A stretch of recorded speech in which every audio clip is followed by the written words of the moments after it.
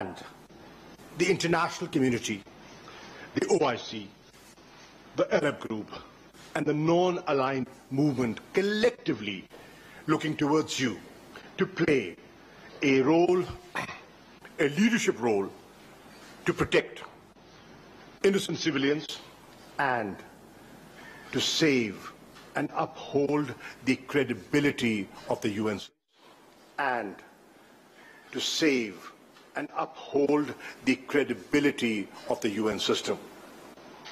Mr. President, you did that. We are proud of you. And I'm not saying this as the Foreign Minister of Pakistan. I speak on behalf of OIC, and my country is one of the founding members of OIC. So we are thankful to you for the leadership that you provided. When the President decided to convene this special session, he was of the view that we'll start at 10 and we'll close at 1. He had no idea what was waiting. 103 registrations came, and he realized it's not possible to wrap it up in 3 hours. It would not be possible to wrap it up in 12 hours. So he extended the session, and there was a 2-day session. But the significance of this special session was that while in the midst of the debate, when we were meeting in the trusteeship hall, the news came in of a ceasefire. And the objective that had taken me and other foreign ministers to New York, ladies and gentlemen, was achieved. And the idea was cessation of hostilities, and thanks to your intervention and your leadership, we achieved that. And another unusual step of a tall man in intellect, the President. He sets new precedents and makes a presidential statement. Normally they don't, but you did. Normally there's no podium set up by the UN for foreign ministers like myself to go and address the press at the UN, at the General Assembly. He set a new precedent, and I was the first foreign minister to avail that opportunity. Thank you for doing so.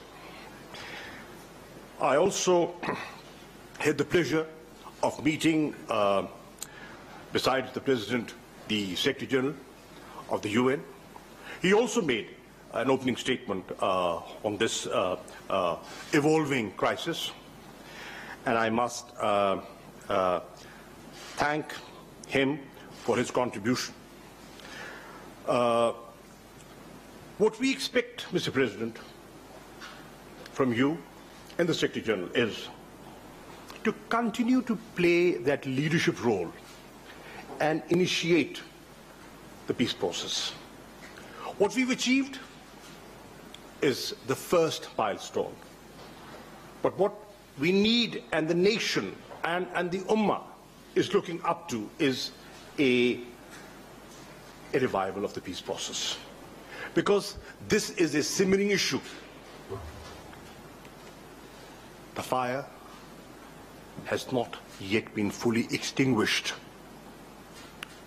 Please play your role to extinguish the fires. And the only way this fire will be extinguished is through dialogue, an understanding of peaceful coexistence, and a two-state solution in accordance with the UN Security Council resolutions. And to ensure, play your role to ensure that timely humanitarian assistance is provided to the Palestinians and those affected in this under this aggression. I intend to get in touch with the Egyptian Foreign Minister, and I also want to acknowledge the constructive role played by Egypt, the leadership, President Sisi, and last night, Prime Minister Imran Khan had a very good conversation with President Sisi. They discussed the situation and what needs to be done in the days ahead. I had the opportunity of hosting the President, but taking advantage of his presence in Islamabad, I briefed the President on the dire situation in the Indian-occupied Jammu and Kashmir. And I drew his attention and the attention of the Secretary General of the similarities between the Palestinian situation and the Jammu and Kashmir situation. What are they talking about? Self-determination. What are the Palestinians demanding? Protect us from demographic restructuring. What are they saying? Human rights are being violated, international law is being violated. Pakistan has played in facilitating the peace process and pushing the reconciliation process forward. I briefed him on a very useful trilateral meeting between Pakistan, Afghanistan and Turkey that was convened in Istanbul, and Pakistan is supportive of the Istanbul process and the international conference that should, in my view, take place at the earliest in Istanbul. We will do whatever we can to play our role, and today I was pleased, and I want the nation of Pakistan to know that. When I met the Secretary General, he said, there is a paradigm shift. He said that today the international community is looking at Pakistan not as part of the problem. The international community is looking at Pakistan as part of the solution. And that is the dramatic shift that has taken place in the last, I would say, couple of years. And I must give credit to the leadership of Prime Minister Imran Khan for that. I also briefed him on Pakistan's point of view on the UN reform and the Security Council reform. And also the initiative of the Prime Minister for debt restructuring, suspension of debt, to enable the developing world to have resources to invest in strengthening their fragile healthcare structure. Mr. President, thank you. Thank you for your time. And we always look forward to your coming to Pakistan. You are a friend of Pakistan. And in a humble way, today, after this function, in a investiture ceremony, we will be acknowledging that and recognizing your services and the services of the UN system. Thank you, sir. And may I now request the Honorable President of the General Assembly of the United Nations, Mr. Bozkir, for his remarks, please. Thank you so much, Foreign Minister, for the kind words. Also, representing Pakistan in the world in a very good way. You're a well-known figure in the world platform, and I'm a witness that in this last meeting for Palestine, your leadership was very much important. We started with a dinner before the meeting, and you have invited the ministers to a meeting. And I think that was the crucial point, and where a decisive mood among ministers was established. And so the meeting really went smoothly and to the point and with a success. And I appreciate your leadership in that respect. Of course, in politics, sometimes 5 years is too short, and sometimes 2 days is too long. In this, we captured the momentum. We captured the eye of the storm. And when the political structure is ready for something, nothing can stop it. The wave of the politics can solve every problem. Here, if the ministers didn't come to New York and connected virtually, we wouldn't have got the result. But everybody saw the minister. One flew 40 hours, one flew 30 hours, one flew 20 hours. They all took the burden to come there, and this is politics, and which was for the result. On my behalf, as the President of the General Assembly, I'm impartial. I have a duty to be impartial. But, of course, impartiality can be defined also. For a case like Palestine, I don't think any PGA can stay impartial.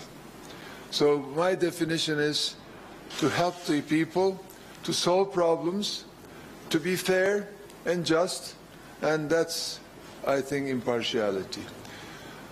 So I think the constitution in the Palestinian issue is a swift return to negotiations, as the minister also mentioned, with the goal of ending occupation, addressing all the final status, including the status of Jerusalem, and achieving two independent, sovereign, viable states, Israel and Palestine, living side by side in peace and security and mutual recognition within recognized borders on the basis of pre-1967 lines, with Jerusalem as the capital of both states. I started saying that this is the constitution of the negotiations. This is the bottom line. Without this, we can't achieve. So I think the first step was this meeting. Ceasefire was a result. It cannot be the end. So from here, we must use this political wind to also continue using our strength in the General Assembly to force the Security Council and also to force the Secretary General, which has an obligation to also look to the Security Council's success stories and the General Assembly's success stories. If there is one success story, it's enough. If there's two success stories, it's even better than enough. So I think we have a lot to do, but we also have a big room for maneuver. Minister mentioned and also compared the two important things. I think the two problems are the same age, Palestine and Jammu and Kashmir.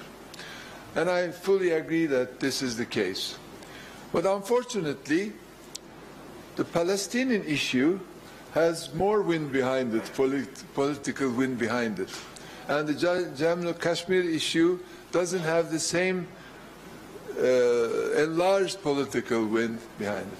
So I think it is the duty, especially Pakistan, to bring this to the United Nations platform more strongly, and the PGA only needs an application from a group of countries, and it can be held as a meeting there.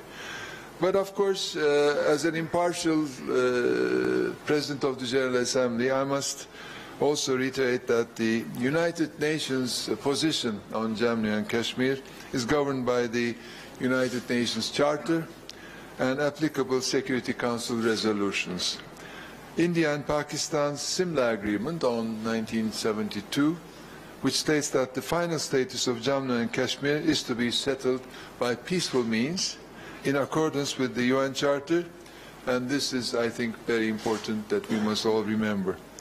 I think both parties, all parties, must refrain from taking steps that could affect the status of Jammu and Kashmir. This is, I think, the very important part of how we look at the case. Of course, concerning Afghanistan, as I mentioned in the meeting today, there are many countries in the world. All countries think they are the most important country in the world. And if you look from their perspective, it is true. But some countries are more important. Pakistan is important. Afghanistan is important. Afghanistan, if we can solve the Afghanistan issue, it cannot be limited to Afghanistan. It will have a regional effect, it will have a worldwide effect. So I think what Pakistan is doing, together with Turkey and Afghanistan, is very important. If we don't do it now, then when we come back at a later stage, we will find a different picture. It will be more complicated, more difficult to solve. In diplomacy, in politics, it's always like that. If you miss an opportunity and you decide to come back later, you will find that it is looking different. So I think it is timely, and we appreciate your efforts. We hope that you will come with a success story, and everybody, of course, will applaud that. Of course, Pakistan is my second home in a way. I think not everybody in the world can understand why Pakistan loves Turkey and Turkey loves Pakistan. This is not something economic or built on financial reasons. It's from the heart. It just came out. And we lived for decades like that.